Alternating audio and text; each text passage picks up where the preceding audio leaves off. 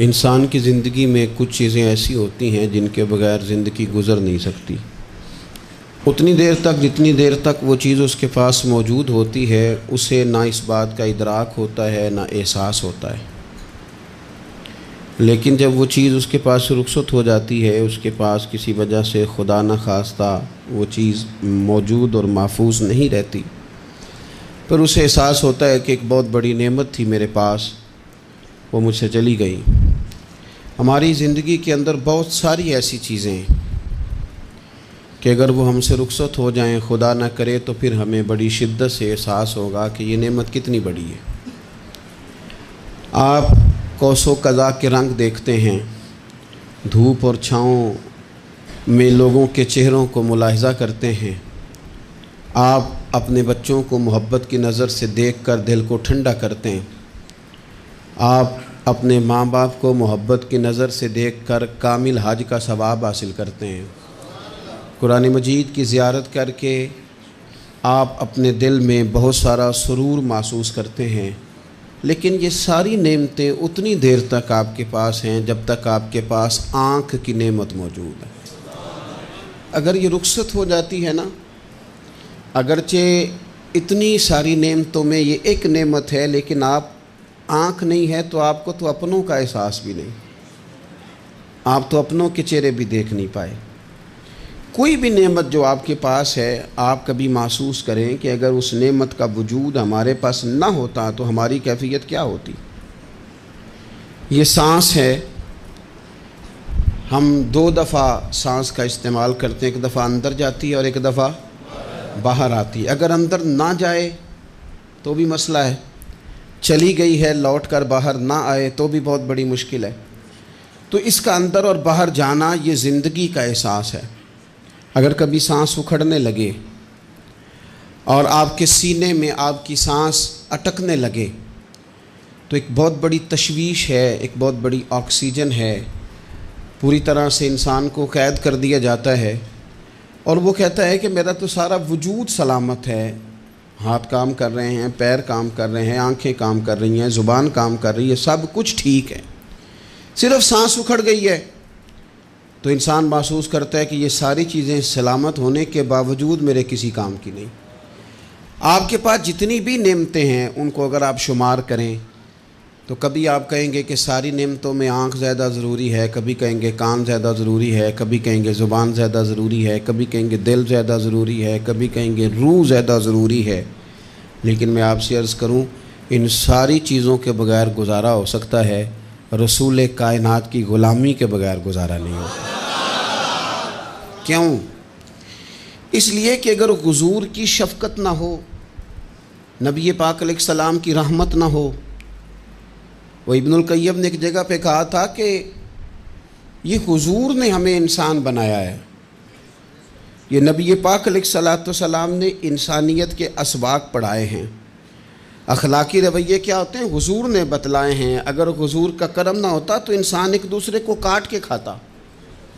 یہ حضور نے بتلایا ہے کہ تم نے کس طرح زندگی کو گزارنا ہے۔ محبوب کریم علیہ السلام کا وجود نور ایک ایسی چیز ہے کہ اگر وہ کائنات سے معاذ اللہ سائڈ پہ کر دیا جائے تو اس کائنات کا قائم رہنا کسی صورت بھی ممکن ہے ہی نہیں۔ اسی لیے تو اقبال نے کہا تھا کہ ہو نہ یہ پھول تو بلبل کا ترنم بھی نہ ہو، چمن دہر میں کلیوں کا تبسم بھی نہ ہو نہ یہ ساقی تو پھر میں بھی نہ ہو، خم بھی نہ ہو، اور بزم توحید بھی دنیا میں نہ ہو، تم بھی نہ ہو۔ وہ بڑی بات کہہ گئے ہیں، میں نے بھی اس کو کوئی نہیں کھولنا، کہتے ہیں بزم توحید بھی دنیا میں نہ ہو، تم بھی نہ ہو، خیمہ افلاق کا استادہ اسی نام سے ہے، اور نبض ہستی تپش آمادہ اسی نام سے ہے۔ تو اقبال پھر ہمیں کرنا کیا ہے؟ کہنے لگے کرنا آپ کو یہ ہے کہ قوت عشق سے ہر پست کو بالا کر دے اور دہر میں اسم محمد سے اجالا کر دے، یہ کرنے کا کام ہے۔ اس رستے پہ آپ چل پڑیں میرے بھائی۔ پہلی امتوں کے آپ تذکرے پڑھ لیں، کتابوں میں موجود ہیں، سورہ اعراف کو دیکھ لیں، اس میں بہت ساری چیزوں کا تذکرہ کر دیا گیا ہے، اور بھی قرآن مجید کی بے شمار صورتیں ہیں، آپ ان کو دیکھ لیں، اس پر غور کر لیں۔ جب قومیں نہیں مانتی تھی، انکار کرتی تھیں، تو اللہ تبارک و تعالیٰ انہیں تباہ کر دیتا تھا۔ بات نہیں مانی، ختم ہو گئی۔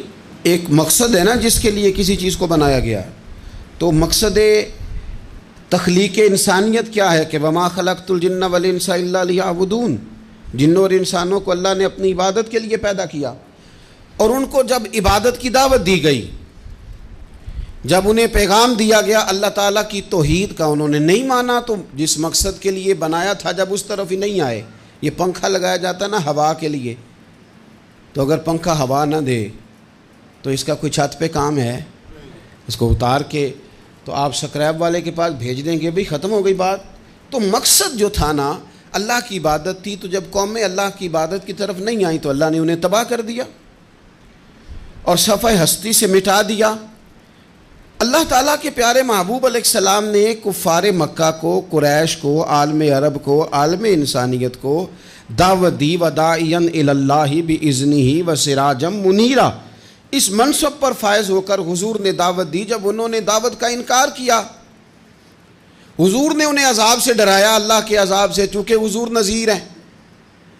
انہوں نے یہ کہا کہ اگر آپ کہتے ہیں نا کہ ہم پر عذاب آئے گا تو پھر آپ وہ عذاب لے آئیں، ہم پہ آئے۔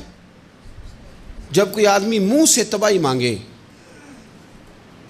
جب کوئی شخص اپنے منہ سے یہ کہے کہ کر لیں جو ہوتا ہے معاذ اللہ، تو اگر تو سامنے والا کمزور ہو تو شاید وہ کچھ نہ کر سکے، لیکن یاد رکھنا کئی دفعہ کمزور ہوتا ہے تو کچھ نہیں کرتا، تو کئی دفعہ مہربان بڑا ہوتا ہے، رحمان اور رحیم کئی دفعہ کرم نوازی کرتا ہے۔ جب انہوں نے کہا نا کہ لائیں وہ عذاب ہے محبوب جس کا آپ وعدہ کرتے ہیں، تو اللہ نے کیا فرمایا؟ فرمایا وما کان اللہ لیعذبہم وانت فیہم۔ محبوب رب کی یہ شان ہی نہیں کہ انہیں عذاب دے، کیوں؟ اس لیے کہ آپ ان کے درمیان موجود ہیں۔ اے محبوب علیہ السلام، اللہ کی یہ شان نہیں کہ انہیں عذاب دے اس حال میں کہ آپ ان کے درمیان موجود ہیں۔ آپ میری بات کو سمجھیں گے، غور کریں گے کہ کافروں کے درمیان اگر حضور موجود ہوں تو عذاب نہیں آتا، تو قیامت میں جب حضور مومنوں کے بیچ موجود ہوں گے، مجھے کہہ لینے دو نا کہ اساں جہاں گناہیاں دا جدوں اعمال نامہ پھرول ہوئے، پھر ذرے ذرے نے سامنے آ جانا ہے، جو جو منہ تھی بولیا بول ہوئے، اساں بھی کول حضور دے بیٹھ رہنا ہے، لکھ عمل ترکڑی تول ہوئے، او دے کولوں بھی رب نے حساب لینا ہے جیڑا بیٹھا ہی محمد دے کول ہو صلی اللہ تعالی علیہ وسلم، او دے کولوں بھی رب نے حساب لینا ہے جیڑا بیٹھا ہی محمد دے کول ہوئے، جس کو کہتے ہیں قیامت حشر، جس کا نام ہے، جس کو کہتے ہیں قیامت حشر، جس کا نام ہے۔ تیرے دیوانوں کے لیے وہ دن تو جشن عام ہے، زیارت ہوگی نا حضور کی، تیرے دیوانوں کے لیے وہ دن تو جشن۔ اور ایک شاعر نے اور بات کھول دی، کہنے لگا ہر نظر کانپ اٹھے گی محشر کے دن، خوف سے ہر کلیجہ دہل جائے گا۔ اچھا جی پھر کیا ہوگا؟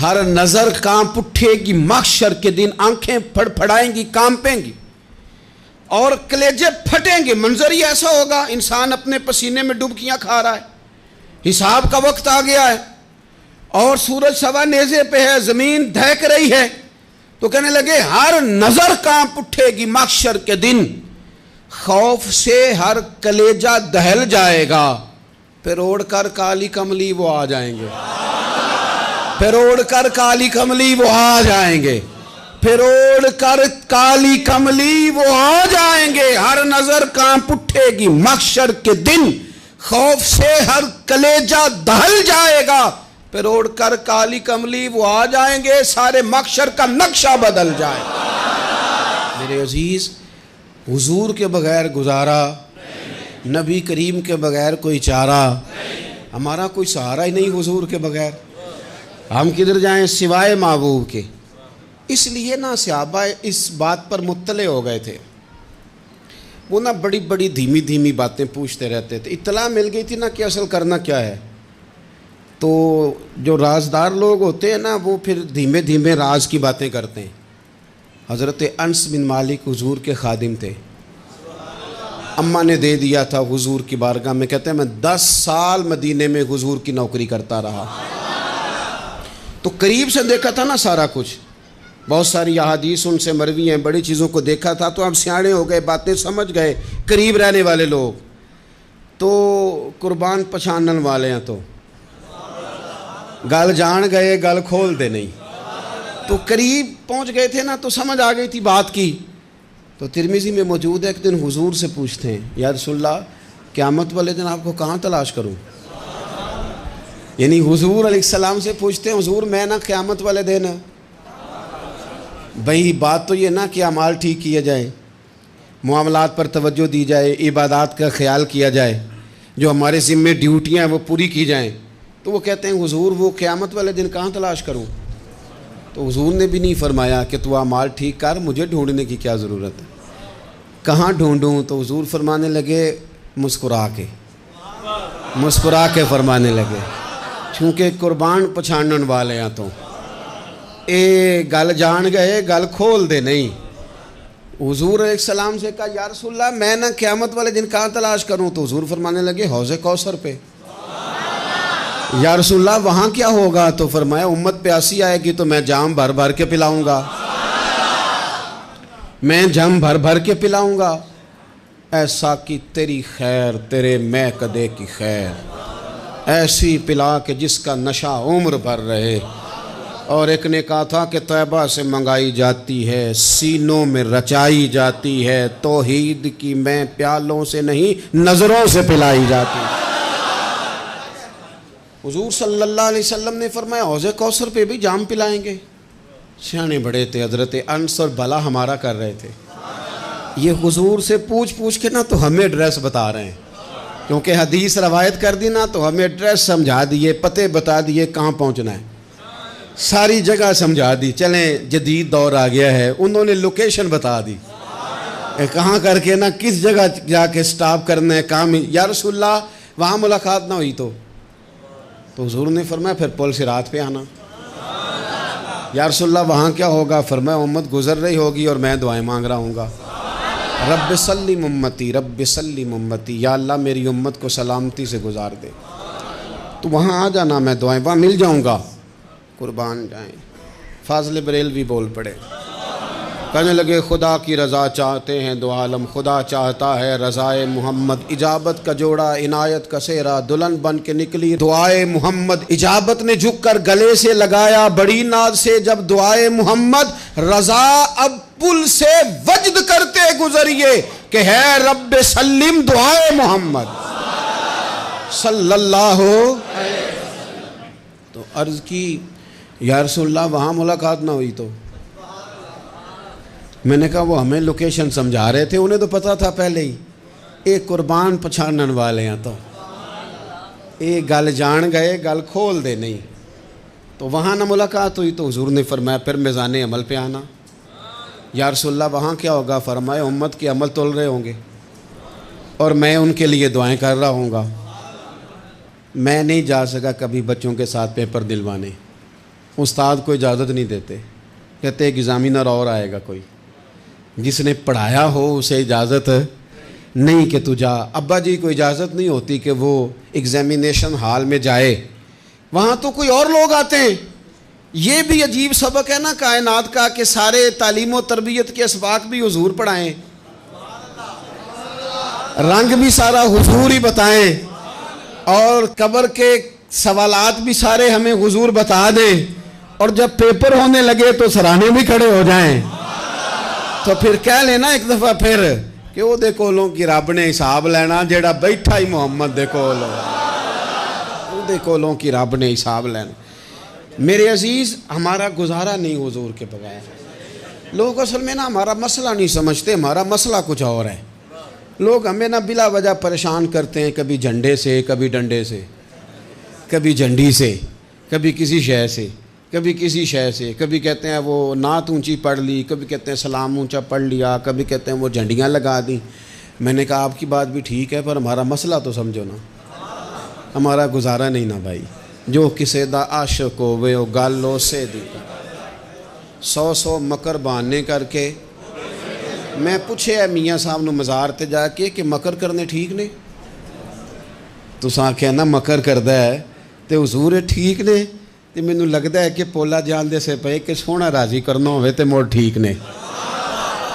حضور نے ایک دن کہا تھا، حضرت ابو سعید خدری نے کہا یا رسول اللہ، آپ قرآن پاک کی تلاوت کر رہے تھے، قرآن پاک بڑا سونا پڑھتے تھے نا، تو نبی کریم نے سن لیا، اب کیا کریں، دلیل دیں گے تو بات مضبوط ہو جائے گی۔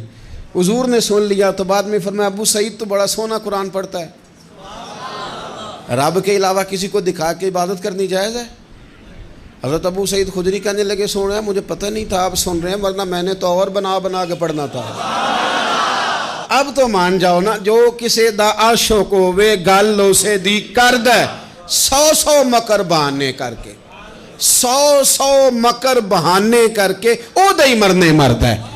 میرے عزیز ہماری مجبوری ہے، لوگ اس بات کو سمجھتے نہیں، ہماری مجبوری ہے، حضور کا میلاد ضروری ہے، لوگ سمجھتے نہیں بات کو، اس لیے بلا وجہ رٹا ڈال کے بیٹھتے ہیں۔ بھئی ہم نے تو کوئی رٹا ڈالنا نہیں، نہ سیاست کا، نہ دولت کا، نہ اقتدار کا، نہ کسی اور چیز کا۔ سیاست دے جھگڑے اساں چھوڑ دیتے، اتنے محبت دا جھگڑا ہے، یہ چھڑا کوئی نہیں سکتا۔ تو میرے عزیز ہمارا حضور کے بغیر گزارا، اور نبی پاک علیہ السلام کے بارے میں رب فرماتا ہے وَلَسَوْفَ يُعْطِيكَ رَبُّكَ فَتَرْضَىٰ، محبوب میں آپ کو اتنا دوں گا کہ آپ اپنے رب سے راضی ہو جائیں گے۔ کیا کروں میں اب، یہ آیت اتنی شاندار ہے۔ حضرت امام زین العابدین رضی اللہ تعالیٰ عنہ سے کسی بندے نے کہا قرآن پاک میں سب سے زیادہ امید والی آیت کون سی ہے؟ اس کا خیال تھا لا تقنطوا من رحمت اللہ کہیں گے، اللہ کی رحمت سے نا امید نہ ہونا۔ اس نے کہا حضور سب سے امید والی آیت بتائیں، وہ کہتا میرے ذہن میں تھا کہ یہ والی آیت پڑھیں گے۔ تو امام زین العابدین رضی اللہ تعالیٰ عنہ فرمانے لگے سب سے امید والی آیت ہے وَلَسَوْفَ يُعْطِيكَ رَبُّكَ فَتَرْضَىٰ، رب کہتا ہے محبوب اتنا دوں گا کہ آپ اپنے رب سے راضی ہو جائیں گے۔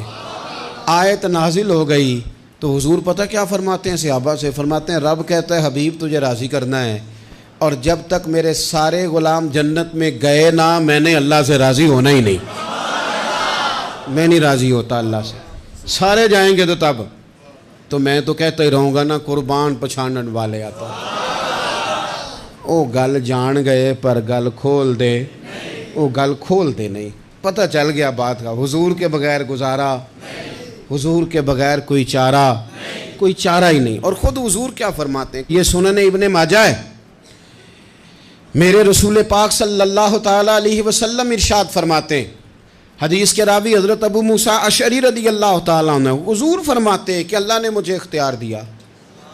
یا رسول اللہ کس بات کا؟ فرمایا رب نے اختیار دیا میں چاہوں تو آدھی امت بغیر حساب کے جنت چلی جائے، اور میں چاہوں تو اللہ سے اختیار لے لوں کہ یا اللہ مجھے شفاعت کا حق دے، میں سفارش کرتا جاؤں اور تو انہیں معافی دیتا جائے، یہ مجھے اختیار دیا اللہ تعالیٰ نے۔ تو حضور کیا فرماتے ہیں؟ فرماتے ہیں وہ آدھی امت والا سودا نہیں میں نے قبول کیا، میں نے نہ شفاعت لی ہے کیونکہ یہ عام تر ہے اور یہ کفایت کرنے والی ہے، یہ عام بھی ہے اور کفایت کرنے والی بھی ہے۔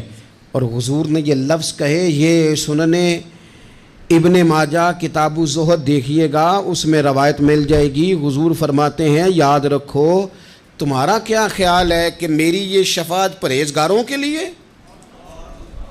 خود جملہ استفہامیہ سے بات کرتے ہیں، تمہارا کیا خیال ہے کہ میری یہ شفاعت جو قیامت میں میں سفارش کروں گا تو پرہیزگاروں کی کروں گا؟ حضور فرماتے ہیں نہیں، میں قیامت میں گناہ گاروں کی سفارش کروں گا، میں گناہ گاروں کی سفارش کروں گا، گناہ گاروں کے لیے عرض کروں گا اللہ کی بارگاہ میں۔ کچھ دن پہلے میں کہیں پڑھ رہا تھا کسی کا مضمون، اس نے تشبیہ کس طرح کی دی ہے مجھے پتہ نہیں، لیکن لکھ دی بات، کہنے لگے ایک وکیل ہوتا ہے ایک شفیع ہوتا ہے، ایک وکیل ہوتا ہے ایک، حضور وکیل نہیں ہمارے، حضور ہمارے شفیع ہیں، شفاعت کرنے والے ہیں۔ وکیل یہ کہتا ہے جج صاحب سے کہ یہ جس کا میں وکیل ہوں نا اس نے نا غلطی کوئی نہیں کی، اسے معاف کر دیں۔ وکیل یوں بحث کرتا ہے، کہتا ہے اس نے کیا ہی نہیں، جرم معاف کریں۔ اور جو شفیع ہوتا ہے نا وہ کہتا ہے مالک اس نے سارے کیے، تو میرے آنے کی لاج رکھ اور اسے معاف کر دے۔ یہ وکیل اور شفیع کا یہ فرق ہوتا ہے کہ شفیع کہتا ہے سونے سارے کیے ہیں، بڑے بڑے پاپ کیے ہیں، پر میں جو آ گیا ہوں تو مہربانی کرنا معافی دے دے۔ میرے عزیز، حضور کے بغیر کہیں بھی گزارا نہیں ہے۔ ہم نے نا جب یہ بات سمجھ لی، اور پتہ ہے نبی کریم صلی اللہ علیہ وسلم نے آگے بڑھ کے خود بھی کئی مقامات پر اس بات کو کھول کر مختلف انداز میں بیان کیا۔ حضرت عبداللہ ابن عباس رضی اللہ تعالیٰ عنہ کی روایت آپ دیکھ لیں، یہ آپ کو مستدرک میں ملے گی۔ حضور صلی اللہ علیہ وسلم فرماتے ہیں قیامت کے دن اللہ تعالیٰ انبیاء کے لیے نور کے ممبر بچھائے گا، ہر نبی ممبر پہ بیٹھ جائے گا، ہر پیغمبر علیہ السلام اپنے ممبر پہ جلوہ فروز ہو جائیں گے، ہر پیغمبر۔ لیکن حضور فرماتے ہیں میرا ممبر خالی ہوگا۔ یا رسول اللہ صلی اللہ تعالیٰ علیہ وسلم آپ کا ممبر کیوں خالی ہوگا؟ حضور فرماتے ہیں میں ممبر چھوڑ کے رب کی بارگاہ میں کھڑا ہو جاؤں گا، اور اس ڈر سے کھڑا ہو جاؤں گا کہیں ایسا نہ ہو کہ میں جنت میں چلا جاؤں اور میری امت رہ جائے۔ میں اپنی امت کی سفارش کروں گا، رب میری امت کی سفارش قبول کرے گا۔ فرماتے ہیں میں اتنی سفارش کروں گا، اتنی سفارش کروں گا کہ جہنم کا دروغہ مجھ سے کہے گا کہ محبوب کمال ہو گئی، آپ نے تو اپنا کوئی غلام دوزخ میں رہنے نہیں دیا، سارے آپ نے نکال دیے۔ کسی شاعر نے بڑی خوب بات کی تھی، اس نے کہا تھا کہ یاد رکھو قیامت کا جو دن ہے نا، یہ قیامت کا دن دراصل ہمارا وقت ہوگا خاص، جب ہم نبی پاک صلی اللہ علیہ وسلم کی بارگاہ میں جائیں گے تو ہمیں سمجھ آ جائے گی کہ دنیا میں ہم نے کئی دوستیاں لگائی تھیں پر جھوٹی لگا بیٹھے۔ ایک دوستی سچی ہے جو مدینے والے کی ہے، وہ کہتے ہیں محمد بوٹیا جھوٹا ہی جاگ سارا، یہ سچیاں مدینے والے دیاں یاریاں، سچیاں مدینے والے دیاں۔ تو نبی پاک صلی اللہ علیہ وسلم کے بغیر نہ دنیا میں گزارا ہے، نہ قبر میں گزارا ہے، نہ آخرت میں گزارا ہے۔ اب ایک سبق ہے، وہ سبق بھی آپ نے ضرور یاد کرنا ہے۔ جس شخصیت کے بغیر ہمارا گزارا نہیں، نہ قبر میں، نہ حشر میں، نہ پل صراط پہ، نہ میزان عمل میں، نہ حوض کوثر پہ، تو ہمارا ان کے بغیر دنیا داری میں گزارا کیسے ہو جاتا ہے؟